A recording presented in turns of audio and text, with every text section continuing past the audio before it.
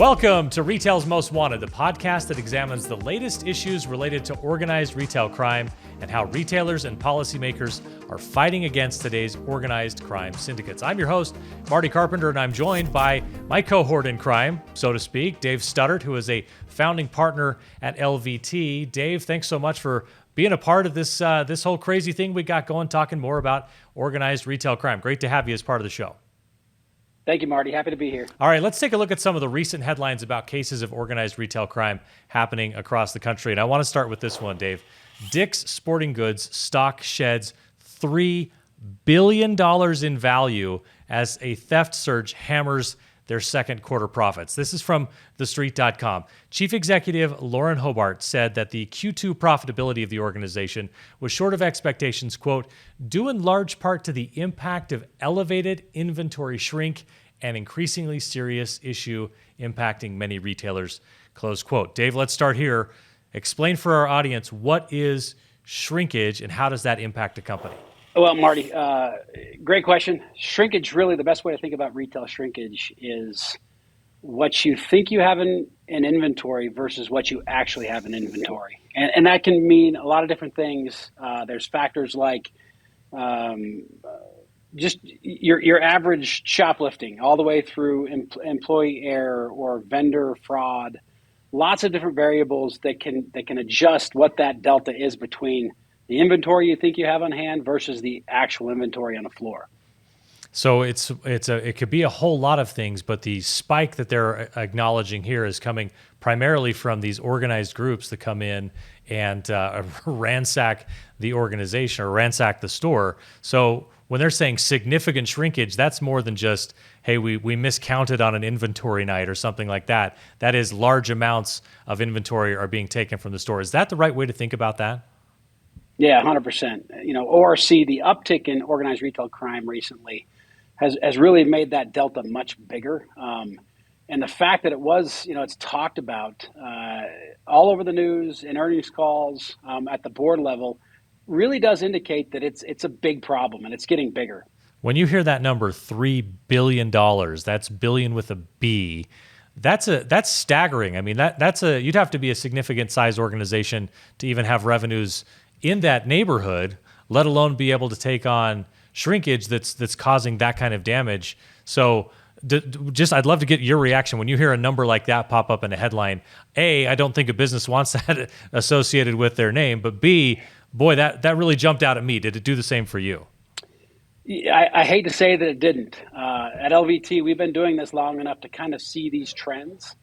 And loss with that B, that $1 billion figure, it's becoming, instead of the anomaly, it's becoming kind of that status quo. People are losing a great deal of money, specifically in the retail space, to these organized retail crime syndicates.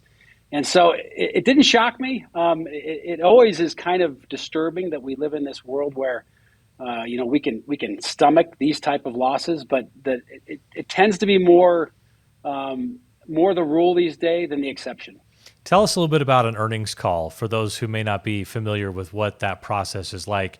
These are shareholders listening in to an update from the company to essentially say, here's where we are, here's the numbers we've got, here's what we're projecting. And evidently, to some extent, talking about here are some concerns we see on the horizon, and then this is jumping out now at the board level. So tell us a little bit about like what you would try to highlight in an earnings call for a public company, first of all, but then second of all, like how big does a problem have to be to get onto the agenda of a meeting like that? Earnings calls are an opportunity to showcase some of the highlights inside of a publicly traded organization. You've also got to talk about the numbers, right? Did you hit the numbers for this quarter? How do you look for next quarter and beyond? Anytime you're talking about shrinkage at the board level, specifically in an earnings call, there's an issue.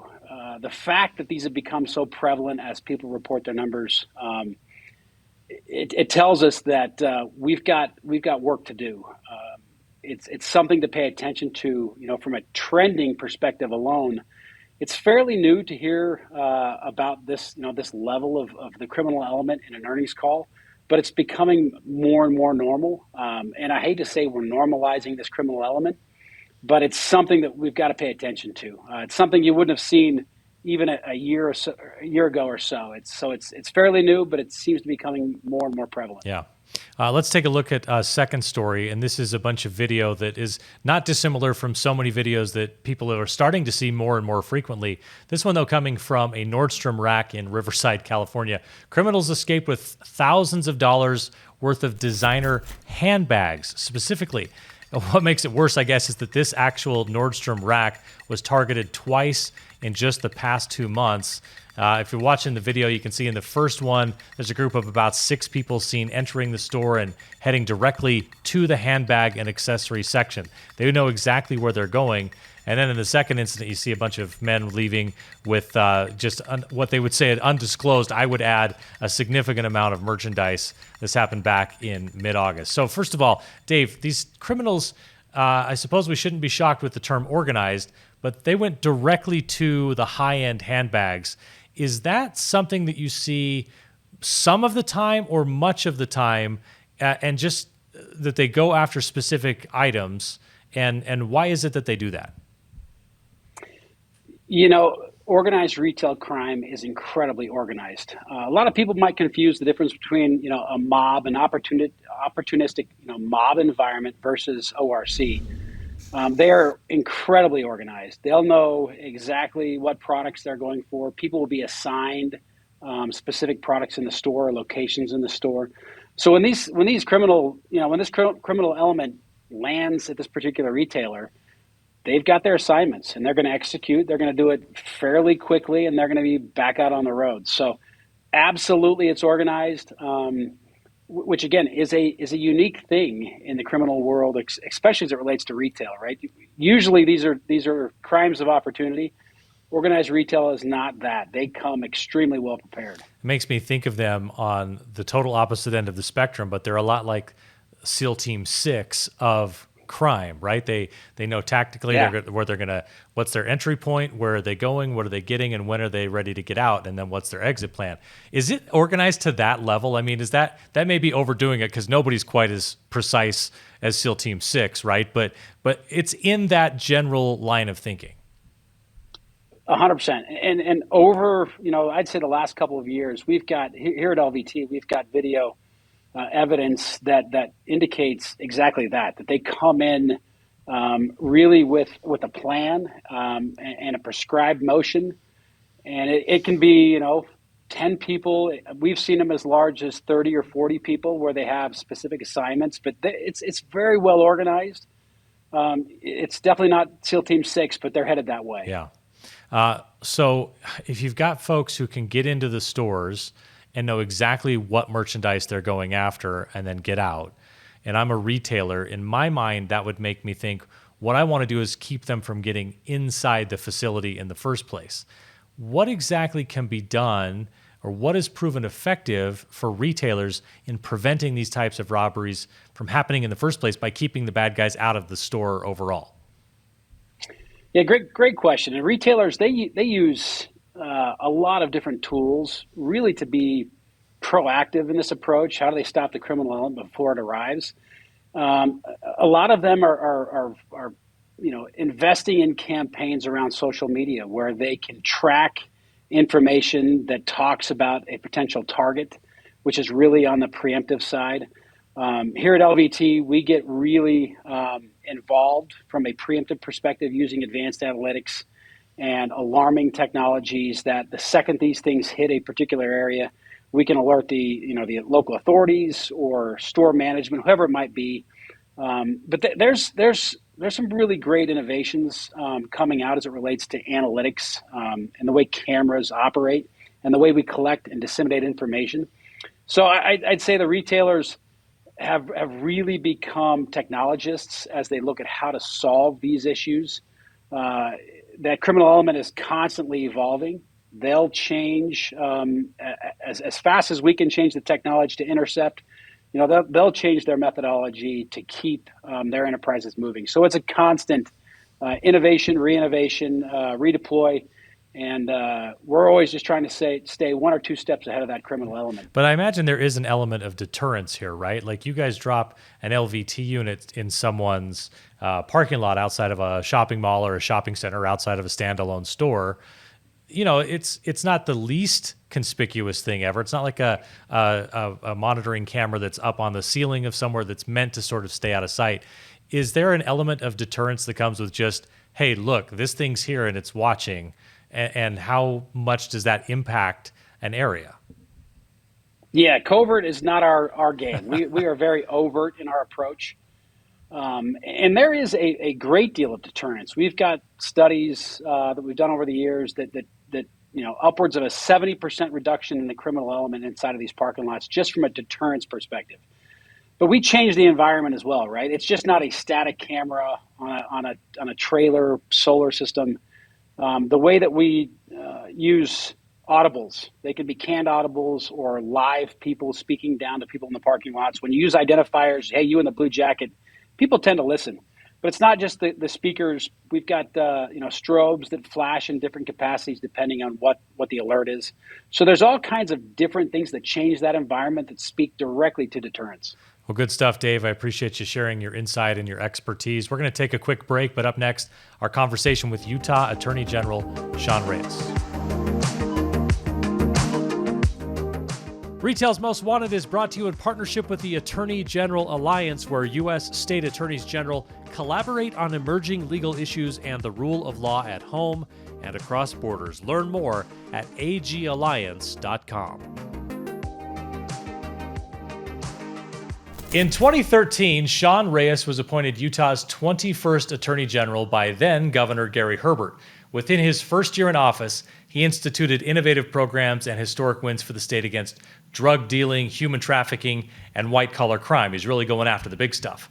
During his career as an attorney, he argued and briefed cases before the state and federal courts throughout the country, including the Utah Supreme Court and the 10th Circuit Court of Appeals. He's been honored nationally and locally with a long list of awards for his legal skills, his leadership, and his unparalleled commitment to public service. He's also founded and served multiple nonprofit organizations. And now we add one important line to that resume. He's the first ever guest on the Retail's Most Wanted podcast. Attorney General Sean Reyes, thanks so much for being with us.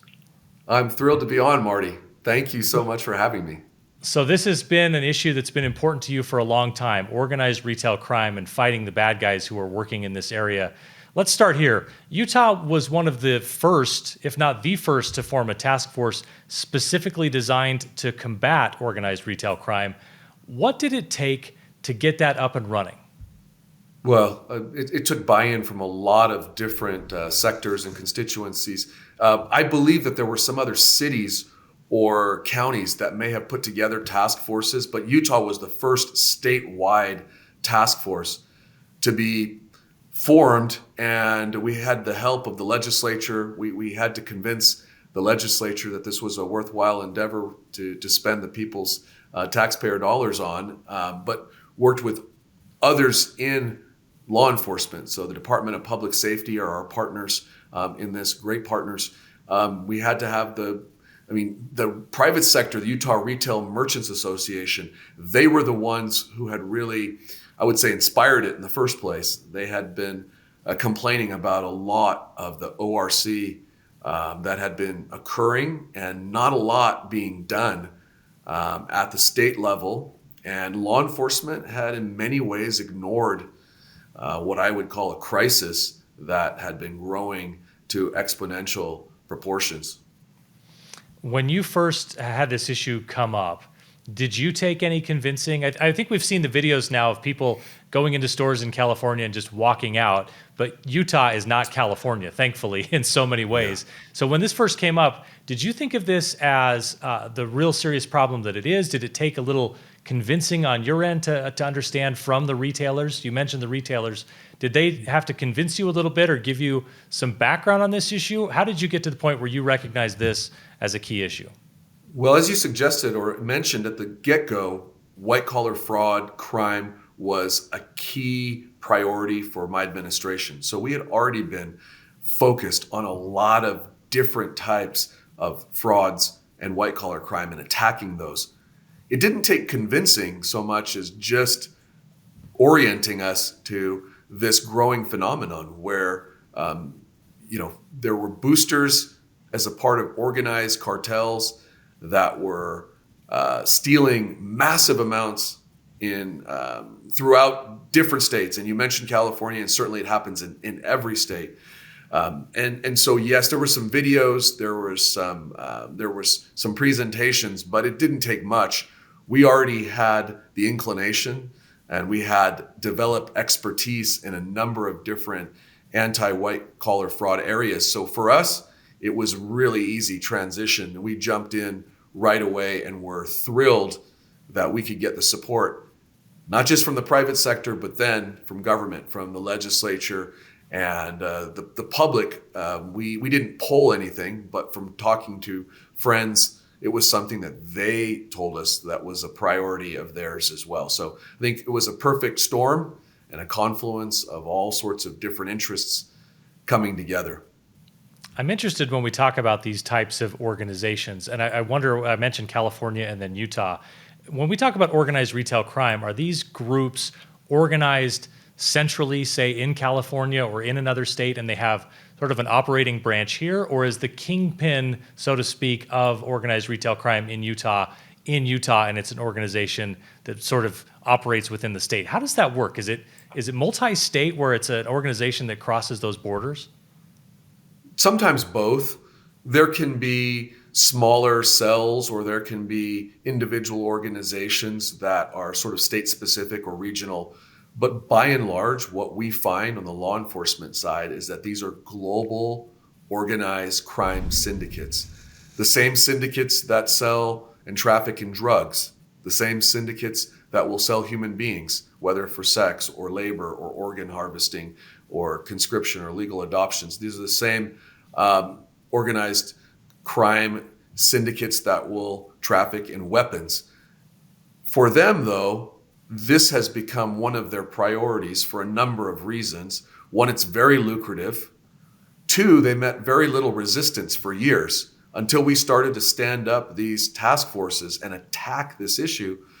Far too few people knew about it or were paying attention to this. And we had a lot of prosecutors who were deprioritizing these types of crimes. And so if you're a cartel and their only motivation is profit, they care little about human life or anything else.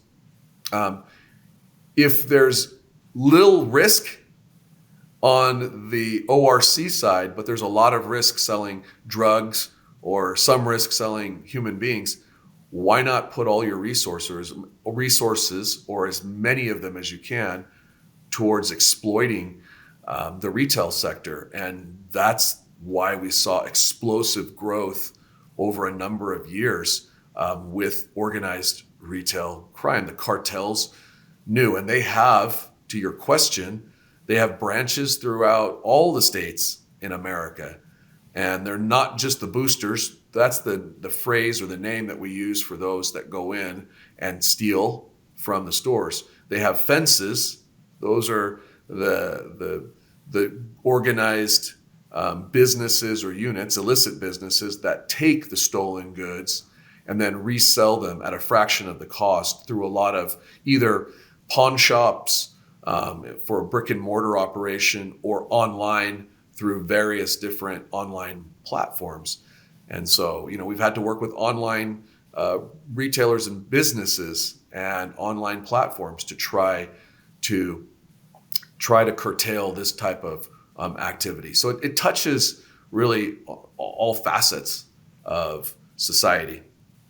I know in a business organization, you would have any revenue can come in to help then grow the organization, right? Money's sort of fungible once it comes into your revenue line. So thinking of these organized retail crime syndicates as a business, is it fair to say that it's at least possible, and maybe even so far as likely or certain from your perspective and your history, that a group could use sort of the low-hanging revenue fruit, so to speak, of organized retail crime to then fund their growth in areas that you listed, drug trafficking and human trafficking, which I think most people would say is definitely a very serious and probably more serious issue if you're trading in those types of areas.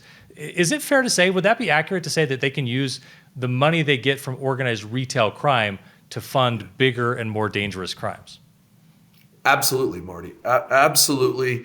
And it's not only fair to say, it happens. We know that. There's empirical evidence. We have cases that have shown us as we, track the money, that this is a feeder, this being organized retail crime, or organized retail theft, sometimes ORT, to many other illicit practices. And to that point, because I don't know if we'll get a chance to get to this, there are a number of unseen outcomes that hurt our communities. That being one of them. People say, well, again, these are white collar crimes. They're just business losses. The businesses can absorb them. What's it really hurting? It's not as bad as person crimes or violent crimes.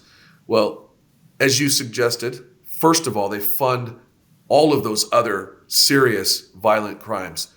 Two, there's direct losses to the businesses. And I'm talking about over $125 billion to the industry. I mean, that was a statistic from, I think, 2 years ago.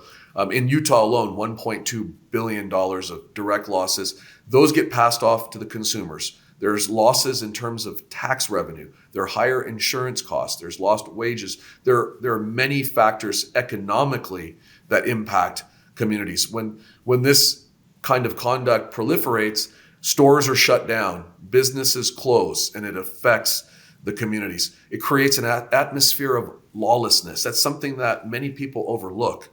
Look at many of the cities that stopped enforcing these types of crimes or focused on defunding the police. There's an attitude of, sort of a disdain for authority. And, I don't want to call these cities out, but you know many of them. They're being ruled by lawlessness. It fosters much more violent crime, ORC, than people realize. In the parking lots, even in the stores, as people these boosters are taking millions and again, cumulatively billions of dollars. There have been deaths by store personnel, even store personnel who were not trying to interfere with the thieving, with the theft of these goods.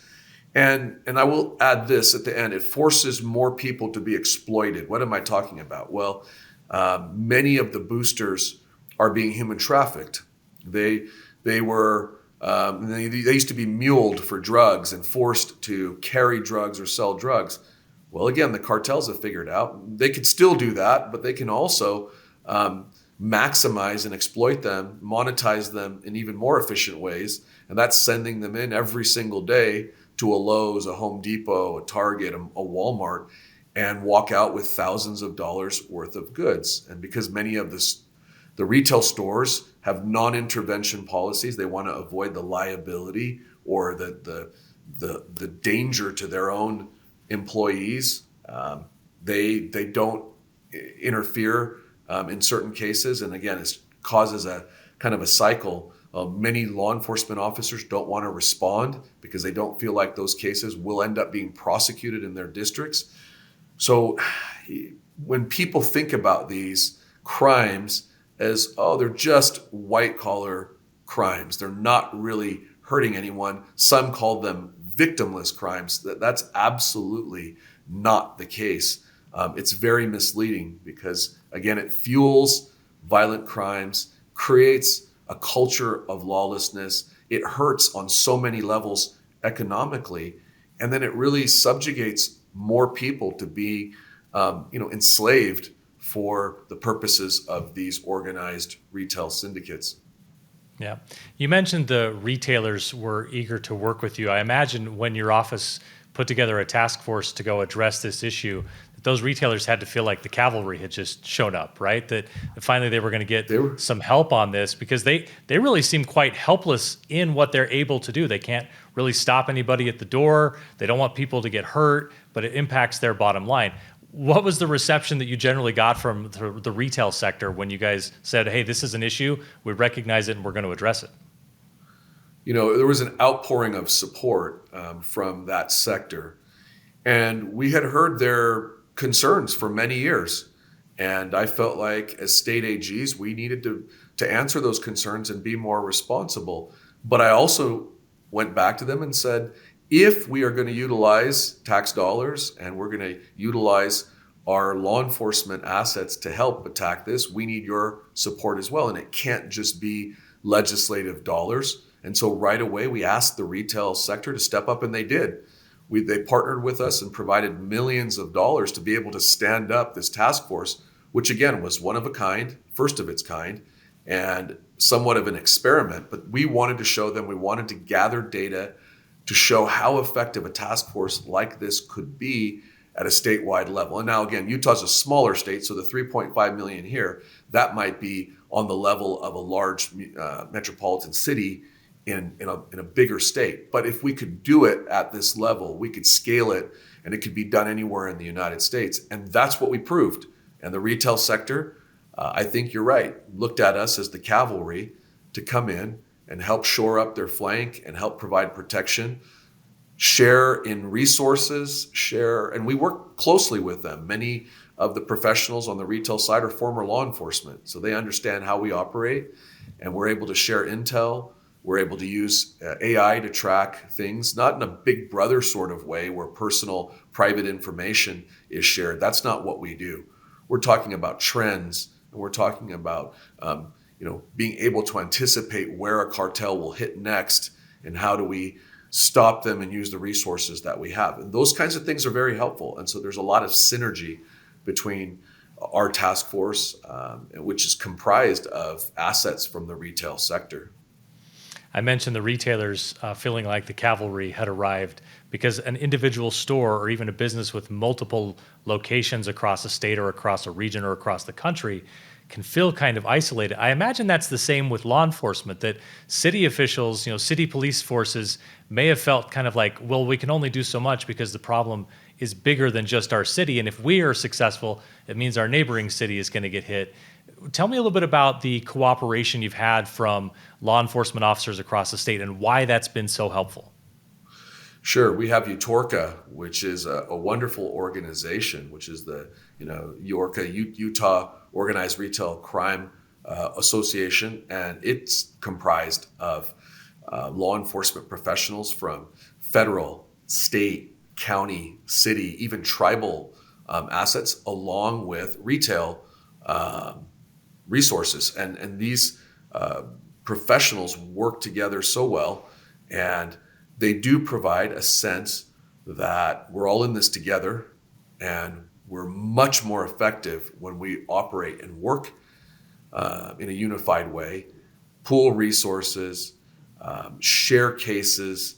And so you will see with the AG's office, our case unit, which is our organized retail crime unit, we will work a case, and it might be millions of dollars that we recover from stolen goods that then are being fenced through. I think our first case, we recovered, if not millions, tens of millions of dollars, primarily Home Depot goods, and they were being fenced through a network of illegal pawn shops. We got the legislature to pass stricter laws and more accountability and transparency. So it's much harder to do that in the state of Utah. And then on the law enforcement side, we have volunteers from all sorts of different agencies who want to gain expertise and bring it back to their municipality and want to work on these large cases. And without their help, there's no way we could do it. It's the only model that works, because no individual agency, unless perhaps you're the NYPD or a very large agency, no agency on its own can stand alone and attack this effectively and as efficiently as they could in the manner that we have with a task force, strike force model. General Reyes, really great work on this issue, and I really appreciate your insight. I hope you'll stick around with us for just a few more minutes, because I want to add a retail security expert to our discussion. Let's take a quick break, and we'll be joined by Home Depot's Mike Combs right after this. Retail's Most Wanted is brought to you in partnership with LVT, securing physical environments through intelligent automation. Learn more at lvt.com. That's lvt.com. All right, welcome back. Mike Combs is the former director of organized retail crime at the Home Depot, where he collaborated with law enforcement to develop strategies for reducing theft shrinkage. He has more than 30 years of experience working in retail, and he worked 16 years at Home Depot before retiring just this year. So first of all, Mike, congratulations on retirement. That's a big step. Second of all, let's start here. A lot of our listeners may not understand the severity of organized retail crime, but let's start here. Talk to us about shrinkage. What exactly are we talking about when it comes to shrinkage? Because that's not just miscounting the inventory, correct? That's correct. Thanks for having me, Marty. Yeah, organized retail crime is a growing problem. And when it relates to shrinkage, retailers are estimating it's upwards of $100 billion annually that this problem is causing. And I think that the big change in our mentality is organized retail crime is not petty shoplifting. It's people that are stealing large amounts of merchandise, usually in groups of people, coordinating how to steal it, how to sell it rapidly to make a profit. It's not really a theft for need, it's a theft for greed. And we see the videos of this happening all across the country. And Attorney General Reyes, I'm certain that those numbers aren't shocking to you, though I'm sure they're shocking to someone who's never heard about this, correct? Oh, absolutely. Every friend that I've talked to who's seen these videos cannot believe their eyes. And they say things like, this can't be America. This looks like a fourth world country. I mean, there's no way this is actually happening. This has to be a deep fake video. And, I'm there to tell them, no, it's more than real. It's what we deal with. And Marty, before I comment further, I do want to commend Mike and the Home Depot organization. They're industry leaders in this and have been such tremendous resources, not just for me, because now almost every state is trying to stand up their own anti-ORC units, and having people like Mike with his expertise are great. I also want to acknowledge LVT, Marty, because they are sponsors of this and tremendous leaders in the surveillance and safety field, and the Attorney General Alliance. They're the bipartisan national organization that helped bring all of us together. Some of the relationships that I had with Home Depot and other retailers came because of the AGA, and they provided a forum for us to be able to talk about these things. And that's where I heard all of these concerns for years. And that's when folks like Mike stepped up, and we worked hand in hand to create these so that people can feel like we actually are in America again.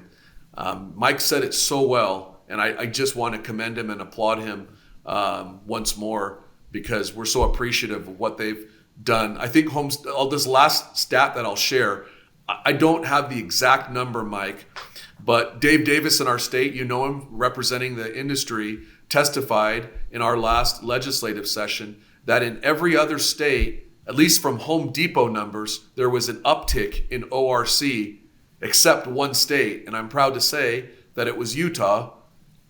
And I think that's largely because of the efforts of you and your colleagues and many others from other great retail organizations, combined with government and law enforcement. And we've figured out some ways to attack this that aren't perfect, but are actually making a difference. So, Marty, I thought that was an important stat to share. And Mike can speak to that for sure more. Yeah, Mike, I'm wondering if you could jump in. We've with had this. great success Tell us in about Utah. your involvement from the Home Depot side. Tell us about your involvement, Mike, with the task force here in Utah.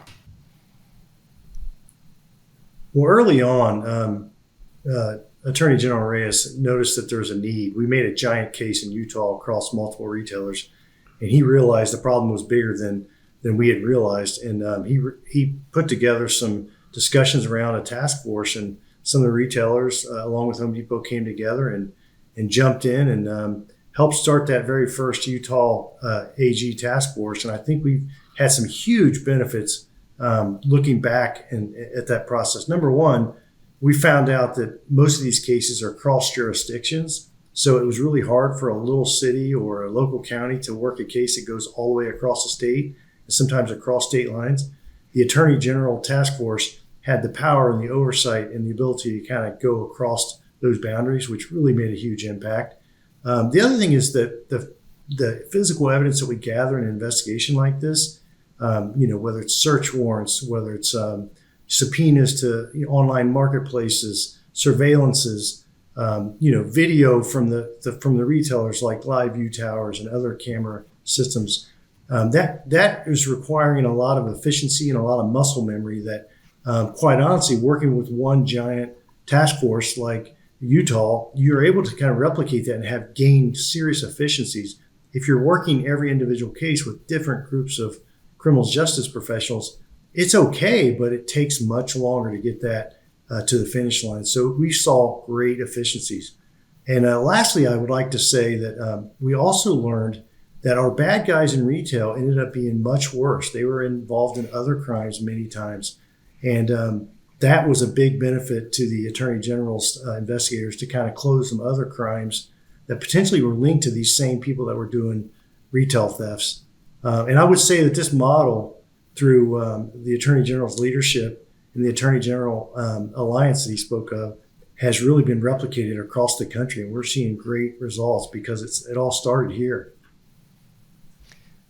Yeah, we've all seen the videos of the shoplifters walking into stores and ripping items off the shelves and then just walking out. The one thing that I think is interesting, and Mike, I want to come to you with this, from a retailer's perspective, what is it that retailers tell their associates to do in an instance of shoplifting?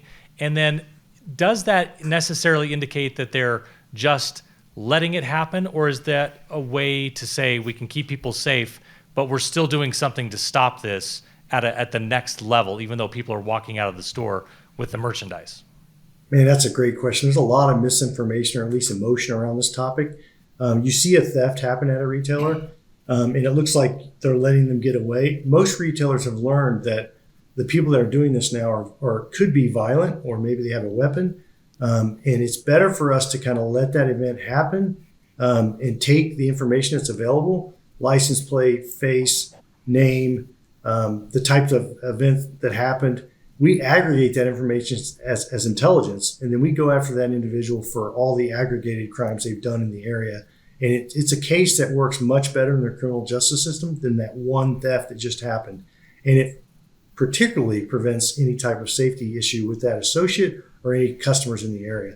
And one of the things that retailers don't like to talk about is that there are people that get hurt in our stores. And we always have to kind of remind our associates in retail that it's not worth you going home injured that day. It's just not worth it. We will get them down the road. And I know that in some of the retailers I've worked at, we've marketed some of those success stories where we've gathered their theft intelligence, we've worked the case, and we've closed it with task forces, and then we show them how that's worked, and they've stayed out of harm's way. Yeah. General Reyes, is that an important message for the public to understand as well, that, boy, it's disheartening for us to see people just lawlessly walk in and walk out with stuff, but just because they're not caught right then doesn't mean you're not hooking them at a time when you can get them on more charges? Yeah, certainly that is a message that people should understand, that the retailers care passionately about this and are putting massive resources. If anybody needs to, do some self-introspection again, it probably is on the law enforcement side, especially when it comes to prosecution and making sure that DAs and AGs prioritize these types of crimes for the reasons that Mike just articulated, not only for the detriment that they represent in and of themselves, but for all of the other crimes that they spawn and all of the other damage that they do beyond just what you see walking in and out of the store. I'd love to get your perspective, each of you, and we'll start with Mike on this one. Has it been helpful that these videos have popped up on TikTok or Reels or wherever people may see them, where more and more people are understanding the issue itself, even if they find it frustrating to watch people walk out of a store? Does it do some kind of overall benefit to have the public understand the scope of the crimes and the scope of the organizations behind those crimes? Let's start with Mike, and then I'll come to you, General Reyes, for your thoughts on that as well. I think it does. It shines a light on the problem and how big it is and how bold and how people don't think there's consequences or they wouldn't be doing this. But also, it kind of sends a message that when you're out there shopping online on marketplaces, it gives you a second to think about, am I buying something that might be counterfeit or might be stolen or might have been a violent theft like I just saw on video? So it makes you kind of rethink where you buy your product. if you have a moral compass, which most of our Americans do, I think they're going to think about it twice when they see these videos. And Marty, I'll say, I'm probably the last person you will normally hear encouraging people to watch anything on TikTok. We've got investigations and concerns about social media, not just TikTok. But the reality is that is how the vast majority of Americans consume their news and their awareness of popular culture. And I think it is a benefit that they get to see what's really happening, so that it opens their eyes and they're awakened to the pervasiveness, the reality, and the danger that this crime represents. And then you've got great experts like Mike who will reinforce that, again, it's not just happening, but here are the devastating outcomes and consequences of letting these cases on the law enforcement side on letting them go. And if we don't take proactive measures like Home Depot has and the state of Utah has, we will see even more of these videos. That is a good message, and I think perhaps a net positive on this particular issue. But don't quote me saying that everyone needs to go out and start spending more time on TikTok. Understandable. We'll take the good of your suggestion and omit the other part for sure. Attorney General Sean Reyes from Utah and Mike Combs, formerly of Home Depot, thank you both for your work fighting back against organized retail crime. And thank you to both of us for joining us today. Thank you, Marty. And again, thanks to LVT and the AG Alliance. And give our best to your former colleagues over there at Home Depot if you see them, Mike. Will do. Thank you, guys. That's it for this episode of Retail's Most Wanted. Thanks to our presenting sponsors, LVT and the Attorney General Alliance. Don't forget to hit that subscribe or follow button so you can catch every episode. We're going to drop one about every 2 weeks. Thanks for being with us, everyone, and keep up the good fight.